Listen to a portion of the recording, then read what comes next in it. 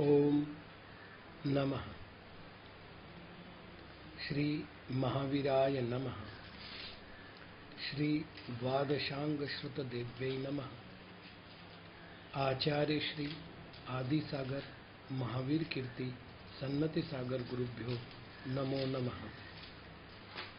विश्व प्रकाशि महिमानममानमेक मोमक्षराद्य किल वाङ्मय हेतुभूतम् यं शङ्करं सुगतमाधवमीशमाहु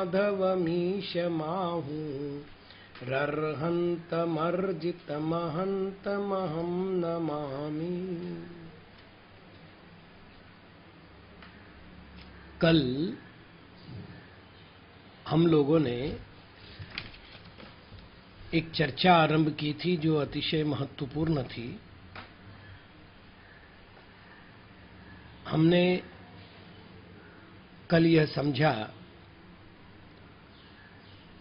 कि घोष अर्थात नाद को श्रवण करने के उपरांत अनेक प्रकार की विभूतियों की प्राप्ति होती है। उनको प्राप्त करने के बाद यदि कोई साधक तत्संबंधित अनुराग करता है, उसकी महिमा का प्रदर्शन करने की लालसा करता है, तो उस साधक को कुछ ध्यान होता है। ज्ञानार्णवकार आचार्य शुभचंद्र महाराज 37वें पर्व के 13वें श्लोक में लिखते हैं कि ऐसा साधक कुध्यानी बनकर साधना से लक्ष्य भ्रष्ट होता है और पतन को प्राप्त होता है। परमात्मा प्रकाश के पहले अध्याय के 115वें दोहे में आचार्य श्री जोइंदू महाराज ने स्पष्ट रूप से लिखा है कि समस्त जगत को दुखी करने वाले इस लोभ से बचना चाहिए। वस्तुतः आत्मा के स्वभाव में रमन करने वाला साधक ही अपनी आत्मा को प्राप्त करता है। रिद्धि आदि के मोह जाल में फंसा हुआ साधु आत्महित नहीं कर पाता। इसका सबसे बड़ा उदाहरण है जब विद्यानुवाद प्रवाद का अध्ययन पूर्ण होता है, तब विद्या देवताएं आकर के साधु के चरणों में नम्रीभूत हो जाती है और हाथ जोड़कर प्रार्थना करती है, हे प्रभु हमारे योग्य सेवा कार्य बताइएगा। यदि मुनिराज ध्यान छोड़कर उनकी ओर उपयोग लगाते हैं तो उन्हें कहा है भिन्न 10 पूर्वी, क्योंकि 10वें पूर्व का अध्ययन हुआ विद्यानुवाद 10वां पूर्व है। और यदि वो भेद को प्राप्त नहीं होते, लक्ष्य से भ्रष्ट नहीं होते, विद्या देवताओं के निवेदन सुनने बाद भी जो आत्म ध्यान को नहीं छोड़ते, अपने उपयोग की विशुद्धि केवल अपने आत्महित में लगाते हैं, उन मुनिराज को कहा है अभिन्न 10 पूर्वी। धवला की 9वीं पुस्तक में सुस्पष्ट किया है नमो 10 पुव्वियाणम इस सूत्र की टीका में कि अभिन्न 10 पूर्वियों को नमस्कार किया गया है, क्योंकि वे समीचीन साधक हैं। भिन्न 10 पूर्वी समीचीन साधक नहीं बचे, क्योंकि विद्या का मायाजाल उनको अपने वश कर चुका है। अतः आचार्य महाराज अत्यंत स्पष्ट रूप से कह रहे हैं, हे यतीश नितांतम विस्मयम परिहरतु, तुम पूर्ण रूप से उस विस्मय को छोड़ो, क्योंकि वो तृण जल लववत तुल्य, तृण जल के ऊपर आने वाले जो कण हैं उसके समान है, अर्थात अतिशय तुच्छ है, उसका कोई ऐसा मूल्य नहीं है कि जिसकी परवाह साधु जैसे वीतरागी भगवंत करे। अब फिर एक प्रश्न जो बार बार आता है, कल से भी मेरे पास आया है कि महाराज साधुओं को रिद्धियों का प्रयोग करते हुए तो देखा गया है, जैसे कि द्विपायन मुनि। तो जैसा मैंने कल भी कहा था, मैं पुनः स्मरण करा दूं, अशुभ रिद्धियों का फल चिंतित अवस्था में ही प्रयोग में आता है। मतलब अशुभ रिद्धियां जब भी कार्य करेगी वो चिंतित अवस्था में कार्य करेगी, मतलब सोचना पड़ेगा।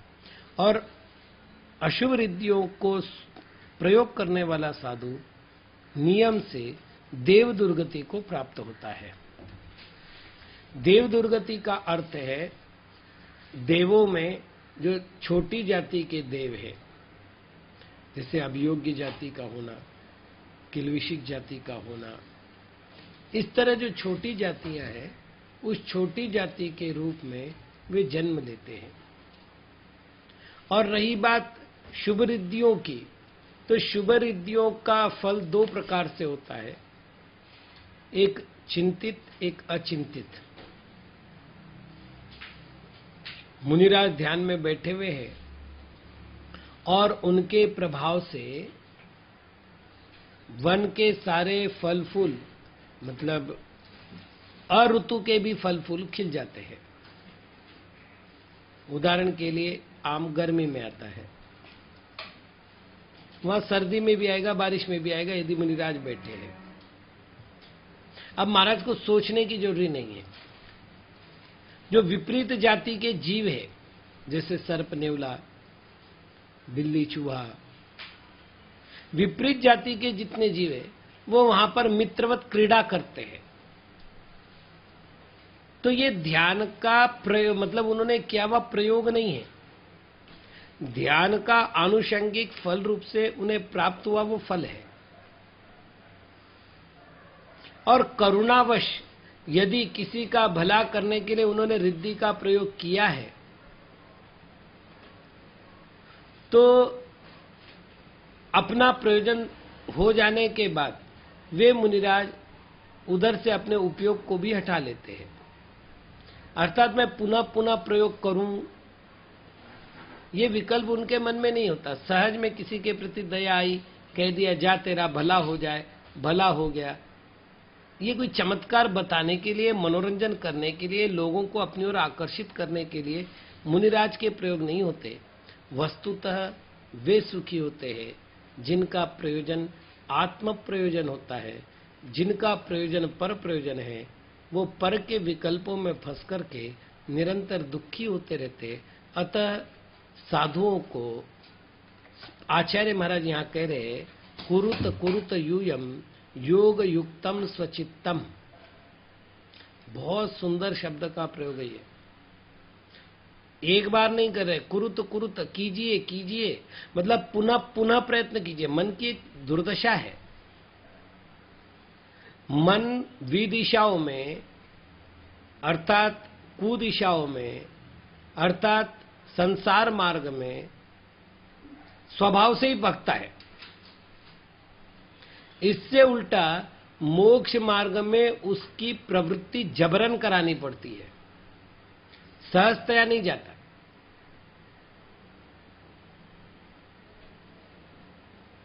आचार्य ने इस बात को स्वीकार भी किया है। और पूज्यपाद महाराज ने तो मार्गदर्शन दिया है, यदा मोहात् प्रजायते राग द्वेषो तपस्विन तदेव भावेत स्वस्थमात्मान शाम्य तक्षणात्। हे मुनिराज, यदि आपके मन में किसी प्रकार से राग द्वेष की उत्पत्ति हो रही है, अब कर्म का उदय है, औदयिक भाव तो है, कर्म का उदय आएगा, तत्सम भाव उत्पन्न होंगे, उसमें क्या मुनि और क्या गृहस्थ। कर्म की बलवानता सबको पता ही है। ऐसे समय में वे मुनिराज अपने उस राग द्वेषमयी परिणामों की निंदा, गरहा, आलोचना करते हैं और अपनी ओर ध्यान देने का पुनः प्रयत्न करते हैं, और वो उनका किया गया पुनः पुनः प्रयत्न ही उनको ध्यान मार्ग में स्थित रख करके केवल ज्ञानी बनाता है। तो यहां कुरुत शब्द 2 बार प्रयोग कर रहे हैं, और जब भी विप्सा का प्रयोग होता है वो पुनः पुनः अर्थ को करता है। विप्सा का अर्थ होता है एक ही शब्द का 2 बार प्रयोग करना। भाषा शास्त्र में उसे विप्सा कहा है। तो यदि उन्होंने कहा है कुरुत कुरुत यानी पुनः पुनः कीजिए, मन डावाडोल होगा, संसार की ओर भटकेगा, अनादिकाल के संस्कार है उस पर, विषय वासनाओं की परत बहुत तगड़ी है, भटकने दीजिए, उसको वापस खींच के लाइए, अपनी आत्मा में स्थिर होने का उद्यम कीजिए। फिर वो भटक रहा है, फिर खींचिए, फिर उद्यम कीजिए, फिर भटक रहा है, फिर खींचिए, उद्यम कीजिए। कुरुत कुरुत यूयम, आप लोग जो है पुनः पुनः प्रयत्न करना है। क्या करना है? स्वचित्तम योग युक्तम, योग अर्थात ध्यान, अपने चित्त को ध्यान से युक्त करने का प्रयत्न करो। और इसके लिए क्या विचार करना है? तो विचार की दशा दे रहे हैं, तृण जल लव तुल्यैहि क्षौद्र सिद्ध्यैहि किम। ये जो क्षुद्र सिद्धियां हैं, ये प्राप्त होने वाले तुच्छ जय जयकार के नारे हो, भक्तों का अनुराग हो, लोक में प्रसिद्धि हो, ये जितनी बातें हैं ये सारे अत्यंत क्षुद्र है। उसके लिए तुम्हारे उपयोग की धारा नहीं बहनी चाहिए। यही उपयोग की स्थिरता ध्यानी को ध्यान मार्ग से परमात्मा बनाती है। अब हम आज के पद्य की ओर बढ़ते हैं। सकल द्रुगयमेक केवल ज्ञान रूपो विदधति पदमस्मिन् साधव सिद्धि सिद्ध्यै तदल मून मूम नूनम नादवाराध्य सम्यक त्वमपि भव शुभात्मा सिद्धि सीमंति नीशः। अयम यह सकल दृक् सर्वदर्शी केवल ज्ञान रूप, केवल ज्ञान रूप और एक है। साधव साधुगण अस्मिन् इसमें सिद्धि सिद्ध्यै इष्ट सिद्धि की सिद्धि करने के लिए अर्थात इष्ट सिद्धि को प्राप्त करने के लिए पदम अर्थात चरण विदधाति रखते हैं। तत् उसे अलम बस करो, मतलब उतना ही पर्याप्त है। त्वम अपि तुम भी अमुम इस अनूनम अपार नादम नाद की सम्यक भली भांति आराध्य आराधना करके शुभात्मा सिद्धि सीमंतनीशः पवित्रात्मा की सिद्धि करके मुक्ति रूपी स्त्री के स्वामी भवः हो जाओ।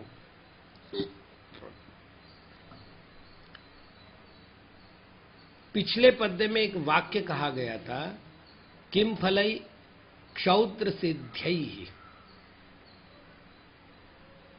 अर्थात संसार में होने वाली जो सिद्धियां हैं, जैसा कि अपन चर्चा कर चुके, शरीर का निरोगी होना, सुगंधित होना, शरीर का कांतिमान होना, वचनों का प्रभावीपन आना, बुढ़ापा नहीं आना, अर्थात झिर्रियां सरकुते वगैरह से शरीर पूर्ण भरा हुआ नहीं होना, ये सारे के सारे प्रभाव जो है वो क्षौद्र सिद्धियों में लिए थे।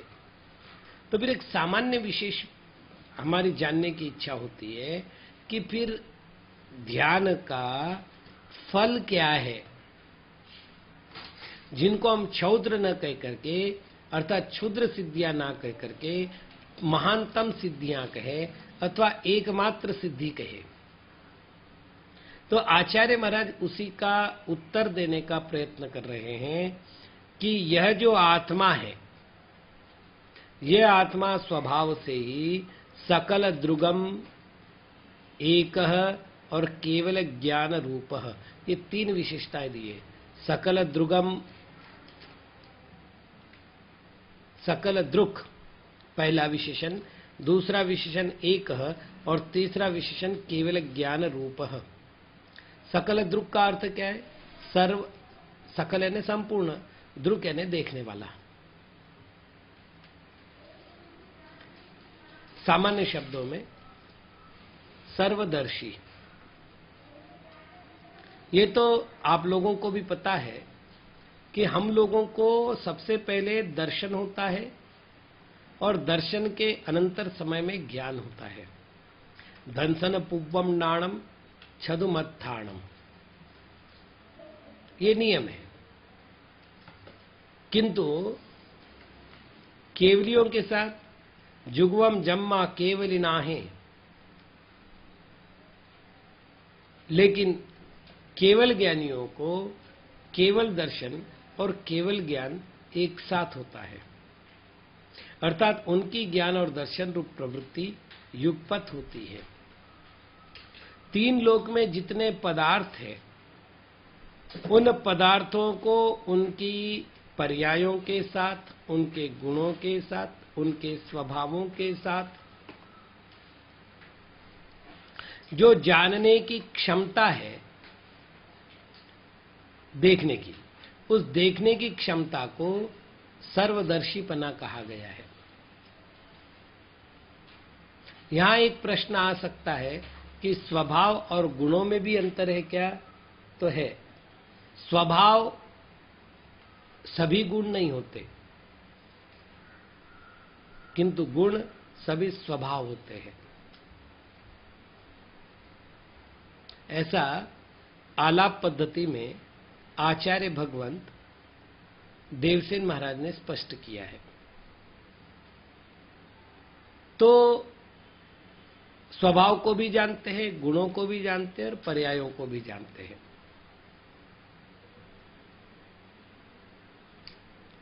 ये देखने की विधि तो गई सर्वदर्शीपना में, और केवल ज्ञान में जानने की विधि हुई है। क्योंकि दोनों एक है, क्योंकि एक समयवर्ती है। केवल ज्ञान पना के कारण ही भगवान को हमने सर्वज्ञ कहा है। और सर्वज्ञ की विशेषता ये होती है कि ज्ञेय की पूर्णता तक उनका ज्ञान पहुंचता है, क्योंकि ज्ञेय समाप्त हो गया। कई लोगों का ये प्रश्न है कि मान लेते हैं ऐसा तीन लोक और विशाल होता। अरे ऐसा एक तीन लोक और विशाल होता नहीं, ऐसे इस तीन लोक के अपेक्षा से असंख्यात तीन लोक और होते तो भी केवल ज्ञान के एक कोने में समाविष्ट हो जाते हैं।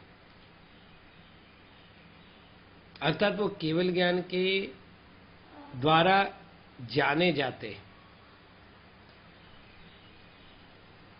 थोड़ा सा अंतर ये है, जैसे उदाहरण के लिए अग्नि में सर्वभक्षण करने की क्षमता होती है, तो आप जितना ईंधन होगा उतने को भस्म करने की क्षमता रखती है।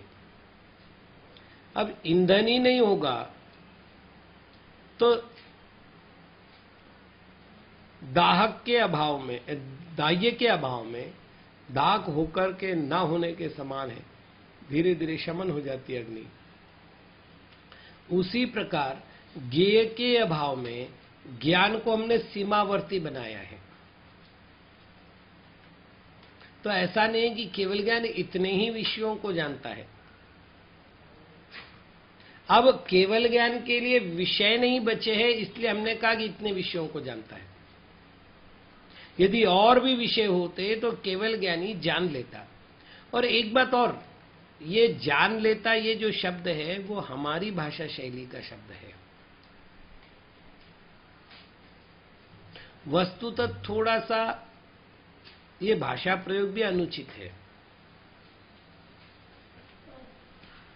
क्योंकि जानने का विकल्प ही केवल ज्ञानी के पास नहीं है। जैसे मैं सोचता हूं कि मुझे अमृताशीति पढ़ना है, अमृताशीति के विषय को जानना है, तो मुझे प्रयत्न करना पड़ता है। समझ में आता है तो हर्ष होता है, नहीं समझ में आता है तो दुख होता है। समझने के लिए पुरुषार्थ करना होता है, उस पुरुषार्थ के लिए लगन चाहिए, उत्साह चाहिए। केवल ज्ञानी को अपने ज्ञान के लिए ये सब साधन नहीं चाहिए। जैसे दर्पण के सामने कोई वस्तु आई और दर्पण ने उस वस्तु को स्वयं प्रकाशित कर लिया, तो दर्पण की स्वच्छता का प्रताप है कि वे वस्तुएं दर्पण के प्रतिबिंब के रूप में प्रतिबिंबित हो जाती है। दर्पण उसमें नहीं जाता जानने के लिए, वो दर्पण में अनुप्रविष्ट नहीं होते।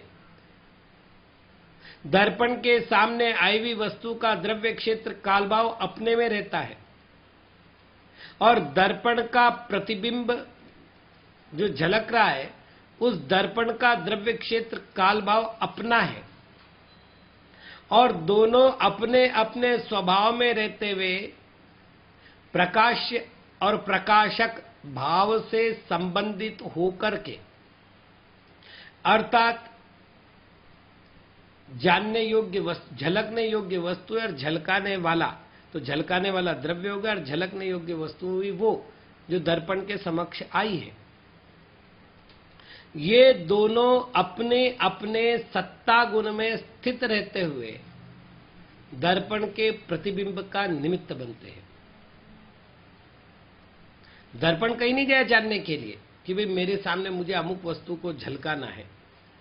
केवल ज्ञान की भी यही स्थिति है। इसीलिए जब भी उदाहरण दिया जाता है, जैसे पुरुषार्थ सिद्धि उपाय में उदाहरण दिया, दर्पण तल इव सकला प्रतिफलति पदार्थ मालिका यत्र, जहां पर दर्पण के समान ही संपूर्ण पदार्थों की श्रृंखला अपने आप ही प्रतिफलित होती है। आचार्य समंतभद्र महाराज ने भी रत्नगण श्रावकाचार्य का जो मंगलाचरण किया, यद विद्या दर्पणायते, जिनकी विद्या दर्पण के समान होती है। ये ध्यान रखना, दर्पणायते शब्द का अर्थ होगा दर्पण के समान आचरण। दर्पण इव आचरति इति दर्पणायते, दर्पण के समान आचरण करती है वो विद्या। तो दर्पण का उदाहरण जो आचार्य ने दिया है, उसका मूल उद्देश्य यह है कि केवल ज्ञानी किसी वस्तु को जानने का प्रयत्न नहीं करते, जानने का विकल्प नहीं करते, किसी की पर्यायों को बदलने का विकल्प नहीं करते कि मैं शुभ को जानूं इसलिए उसकी पर्यायों को ठीक कर दूं और फिर जानूं। उनके ज्ञान की पवित्रता,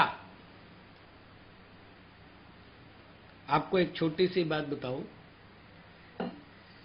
वस्तु में और ज्ञान में ज्ञेय ज्ञायक संबंध है।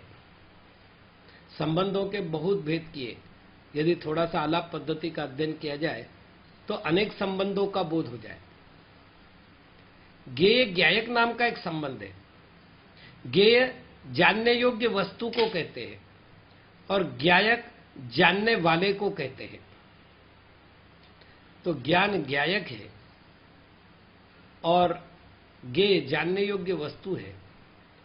उन दोनों में ज्ञेय ज्ञायक संबंध हो रहा है।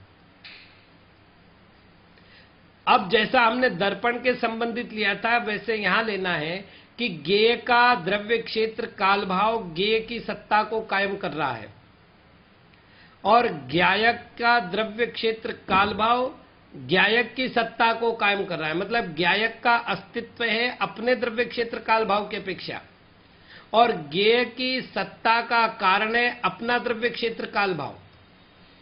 ज्ञेय ज्ञायक में नहीं आया, ज्ञायक ज्ञेय में नहीं गया। अब दोनों में क्या अंतर है, वो एक दूसरे का विषय कैसे बन रहे हैं, वो संबंध कैसे बन रहा है, बड़ी सूक्ष्मता से चलिए।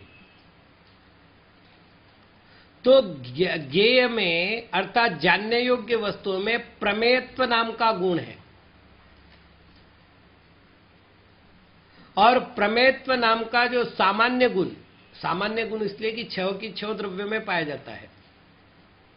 प्रमेयत्व नाम का जो सामान्य गुण है, उस गुण के कारण वह वस्तु किसी न किसी ज्ञान का विषय बनती है। ऐसी शक्ति, ऐसी सामर्थ्य उस पदार्थ में पाई जाती है। यदि वस्तु है तो वो किसी न किसी के ज्ञान का विषय बनती है, भले ही मति ज्ञान का विषय बने, श्रुत ज्ञान का विषय बने, अवधि ज्ञान का विषय बने, मन परे ज्ञान का विषय बने, अन्यथा तो केवल ज्ञान का विषय बनना है। मति ज्ञान के विषय भी आगे केवल ज्ञान के विषय बन जाएंगे, श्रुत ज्ञान के विषय भी केवल ज्ञान के विषय होंगे, क्योंकि केवल ज्ञान के विषय सकल वस्तु है। तो ज्ञेय में प्रमेयत्व नाम की शक्ति है, और ज्ञायक में उनको जानने की शक्ति है। तो दोनों की अपनी अपनी शक्तियां अपने अपने द्रव्य क्षेत्र काल भाव में रह करके कार्यरत होती है और क्रिया घटित हो जाती है। ये इतना सूक्ष्मतम वर्णन है कि यदि हम प्रवचन सार का अध्ययन करें तो समझ में आएगा कि ज्ञेय ज्ञायक संबंध किस प्रकार वस्तु में ज्ञान के साथ बनता है। और आपको ये जानकर आश्चर्य होगा कि आचार्य कुंद महाराज सर्वज्ञता गुण को आत्मा का गुण नहीं मानते। वो कहते ये उपचरित स्वभाव से कहा गया आत्मगुण है, अर्थात सर्वज्ञ सबको जानते हैं, ये व्यवहार नय का वर्णन है। सर्वज्ञ सबको जानते हैं, ये उपचरित नय का वर्णन है। वस्तुतः तो ये बात है कि सर्वज्ञ केवल आत्मज्ञ होते हैं, वो केवल आत्मा को जानते हैं। तो निश्चय नय की अपेक्षा से आत्मज्ञ है और व्यवहार नय की अपेक्षा सर्वज्ञ है। ये बात आचार्य महाराज ने प्रवचन सार के पहले अधिकार में सिद्ध की है। बड़ी सूक्ष्म बात है ये। तो सर्वदृक् या सकल दृक् और दूसरा केवल ज्ञान रूपो, ये दो के साथ होने वाला ये आत्मा कैसा है? तो एक का अर्थ अद्वितीय। एक शब्द के दो अर्थ होते हैं। एक शब्द का अर्थ एक होता है एकाकी और एक होता है अपूर्व या अद्वितीय। अद्वितीय अर्थात सर्वश्रेष्ठ। तो यदि एकाकी लेते हैं तो एक है, अर्थात अनंत द्रव्यों का, अनंत पर्यायों का, अनंत स्वभाव का एक ऐसा समूह बन चुका है कि जिसको हमने द्रव्य का, अब इसमें विभाजन नहीं दिखते।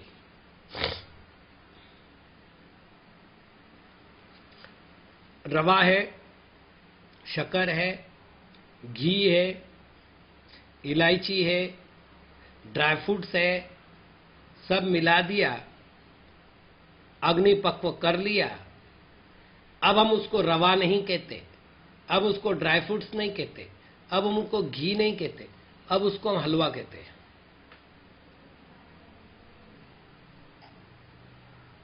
तो रवा आदि के अपेक्षा अलग अलग वस्तुएं हैं, लेकिन हलवा एक है,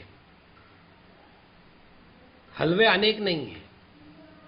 उन सभी वस्तुओं का एक समुदाय बना, वो एक रूप हो गए, और उन एक रूप का जो परिणमन है, जो एक रूप का समुदाय है, उसको हमने हलवा कहा।